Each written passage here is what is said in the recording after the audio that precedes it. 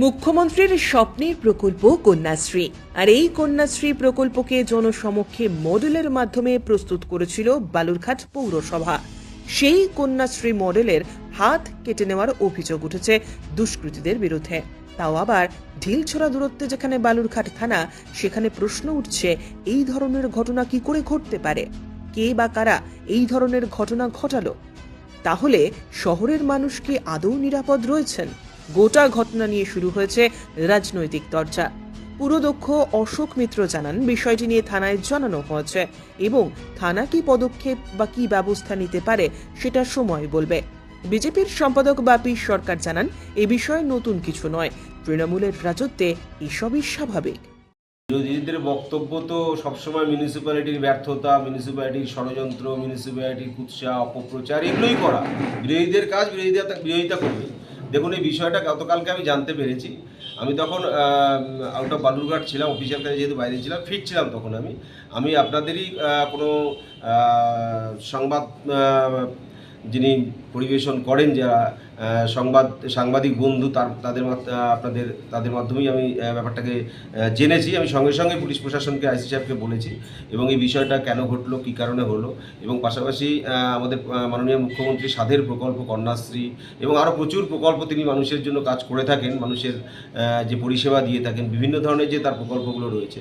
এবার এই কন্যাশ্রী প্রকল্পের যে একটা সেখানে মূর্তি ছিল, তো সে কী কারণে এটা ঘটলো, প্রশাসনিক পর্যায়ে তার সমস্ত তদন্ত করার জন্য আমি আইসি সাহেবকে বলেছি এবং সেই ক্ষেত্রে দাঁড়িয়ে যা যা প্রয়োজনীয় পদক্ষেপ গ্রহণ করা সেটা আমি করব। এবং এই বিষয়টাকে নিয়ে আমি অলরেডি এই কনসার্ন দপ্তরের যিনি এমসিআইসি রয়েছেন তাকেও আমি ইনস্ট্রাকশন দিয়েছি এবং পাশাপাশি পুলিশ প্রশাসনকেও বলেছি।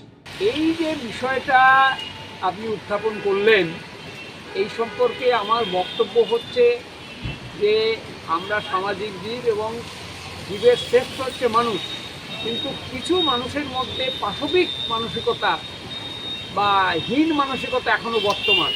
এটা ঠিক তাদেরই কাজ, এরা যুগে যুগে এই সমস্ত করে। সুতরাং একটা মহাপুরুষের মূর্তি বা ছবি যদি থাকে, সেই মূর্তি বা ছবি কারো কোনো ক্ষতি করছে না, বরং মহাপুরুষদের কাজকর্ম সম্পর্কে সাধারণ লোকের মনে প্রশ্ন জাগে এবং তারা সেগুলো জেনে উৎসাহিত হয়। আর এই ধরনের মূর্তি যারা ভাঙে, তারা সমাজের তো কোনো উপকার করেই না, বরং তাদের এই কাজের মাধ্যমে তারা মানুষের ঘৃণার পাত্র হয়। একটা জঘন্য কাজ। হ্যাঁ, যারাই করুক, যেসব দুষ্কৃতি করুক, তারা সাইকেলটা নিতে পারেনি বলেই ওই মূর্তিটা হাতটা কেটে দিয়েছে। কোর্টও থাকতে চায় এটা তদন্তভাবে যাতে ধরা পড়ে। এই পুরোপুরি প্রশাসনের ব্যর্থতা, প্রশাসনের থানার নাকের ডগায় যদি এই ধরনের ঘটনা ঘটে, এটা দুর্ভাগ্যজনক ঘটনা। এর দায় পুরোপুরি প্রশাসনের ব্যর্থতার জন্য।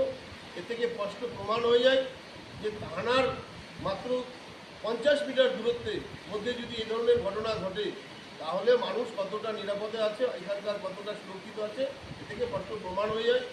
এবং যে সমস্ত দুষ্কৃতি করেছে আমি মনে করি ঠিক করেনি। দ্বিতীয়ত আমি এটাও মনে করছি যে কন্যাশ্রীর হয়তোবা কেউ মনে করছে যে কন্যাশ্রীর আর খুব বেশি গুরুত্ব নেই বা পাচ্ছে না, সেজন্য তাদের মধ্যে থেকেই, তৃণমূলের মধ্যে থেকেই হয়তো কোনো তাদের যে দুষ্কৃতি করতো সেখান থেকে হতে পারে। তো যেই করুক ঠিক করেনি, আর এটাকে প্রশাসনকে খুঁজে বের করতে হবে। ব্যুরো রিপোর্ট, উত্তরের প্রহরী।